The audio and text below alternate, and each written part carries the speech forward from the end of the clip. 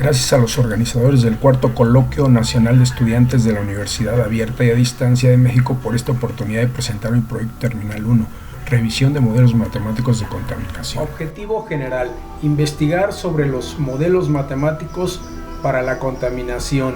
Objetivos específicos: analizar los datos del Inventario Nacional de Emisiones de Gases y Compuestos de Efecto Invernadero en la emisión de dióxido de carbono de los años 2006 a 2015, describir el concepto de incertidumbre y su importancia en el INEGI-CI, contrastar dos modelos matemáticos para análisis del factor de emisión en dióxido de carbono considerando el INEGI-CI de los años 2006 a 2015. Metodología: las estadísticas descriptivas proporcionan información sobre nuestro grupo inmediato de datos. Las estadísticas inferenciales surgen del hecho de que el muestreo naturalmente incurre en errores de muestreo y por lo tanto no se espera que una muestra represente perfectamente a la población. Los métodos de estadística inferencial son estimación de parámetros y la prueba de hipótesis estadísticas. Modelos matemáticos. Ahora, aunque un modelo finalmente se expresa en términos matemáticos, la notación matemática se usa simplemente como una forma compacta de describir lo físico y químico, fenómenos que son relevantes para el problema considerado. Sin embargo, la formulación matemática es necesaria si deseamos predecir el comportamiento futuro del sistema. El primer paso en cualquier proceso de modelado es el establecimiento del modelo conceptual del problema considerado y el dominio del problema. Los modelos climáticos son la mejor herramienta que tenemos para predecir el clima global. No son sino conjunto de ecuaciones en las que representa matemáticamente la relación entre los distintos factores que determinan la circulación de la atmósfera. Planteamiento del problema.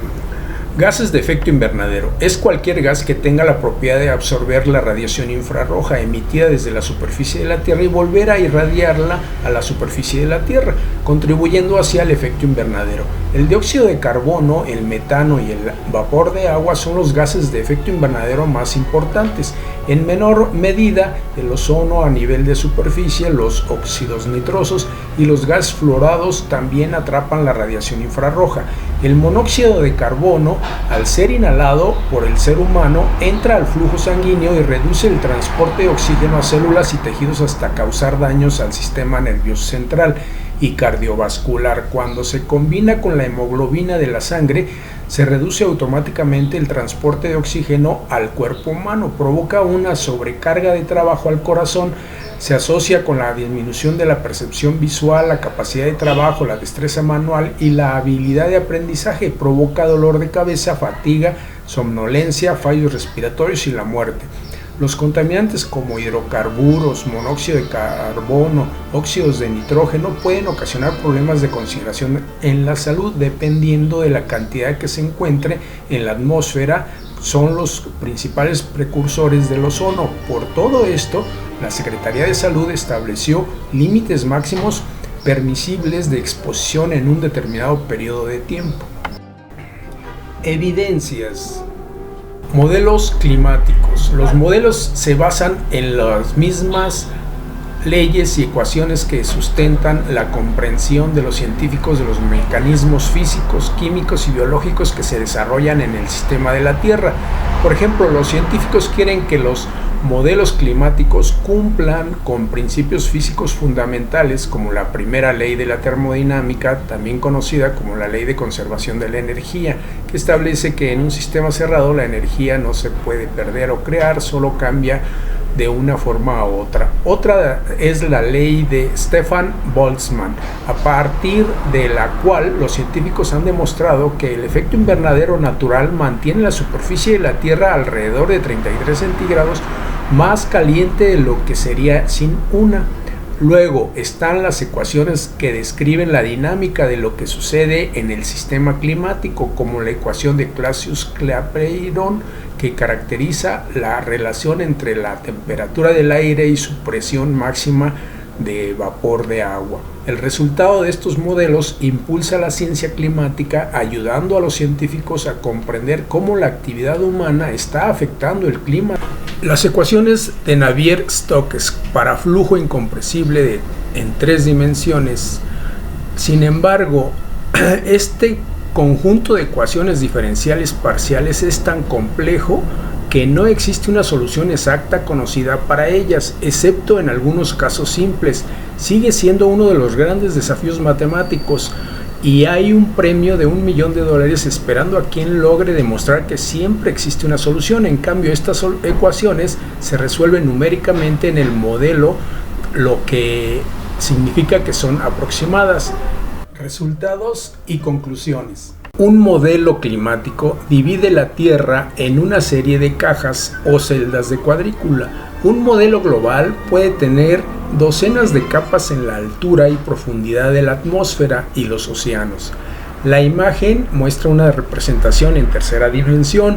Luego, el modelo calcula el estado del sistema climático en cada celda, teniendo en cuenta la temperatura, la presión del aire, la humedad y la velocidad del viento. Para los procesos que suceden en escalas que son más pequeñas que la celda de la cuadrícula, como la convección, el modelo usa parametrizaciones para llenar estos espacios. Estas son esencialmente aproximaciones que simplifican cada proceso y permiten que se incluyan en el modelo. Debido a que la Tierra es una esfera, las celdas para una cuadrícula basada en la longitud y la latitud son más grandes en el ecuador y más pequeñas en los polos. Sin embargo, cada vez es más común que los científicos utilicen técnicas de cuadrícula alternativas como la esfera cúbica y la icosaédrica, que no tienen este problema. En general, aumentar la resolución espacial de un modelo en un factor de 2 requerirá aproximadamente 10 veces la potencia de cómputo para ejecutarse en la misma cantidad de tiempo.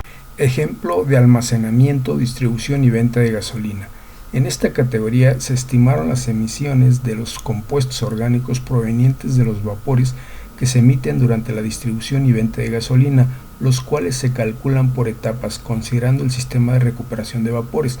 En la figura se muestran los puntos en donde se generan las emisiones. Asimismo, se presenta la metodología para obtener los factores de emisión en cada etapa del proceso de distribución y venta de gasolina. La emisión por pérdidas en los vehículos repartidores de gasolina incluye el recorrido de la terminal a la estación de servicio y viceversa, con o sin carga. La cantidad de emisiones depende del grado de venteo, de la hermeticidad del tanque, el ajuste de presión a la válvula de alivio, la presión del tanque al inicio del recorrido, la presión de vapor del combustible transportado y del grado de saturación de vapor del combustible en el espacio del tanque. Las emisiones se calculan con la siguiente ecuación. E2. La descarga de gasolina a tanques subterráneos en la extracción de servicio se conoce como carga sumergida con balance de vapor, debido a que cuenta con la instalación del sistema de recuperación de vapores, el cual permite recuperar los vapores desplazados durante la descarga de gasolina y los lleva de regreso al tanque de la pipa de distribución. Su ecuación es la que se muestra. El factor de emisión para la etapa 2 es con la ecuación que mostramos. A continuación es el E3. La cantidad de emisiones depende principalmente de la evaporación y los cambios en la presión barométrica. La frecuencia de extracción de gasolina del tanque también las puede afectar, debido a que el aire fresco que entra incrementa la tasa de evaporación.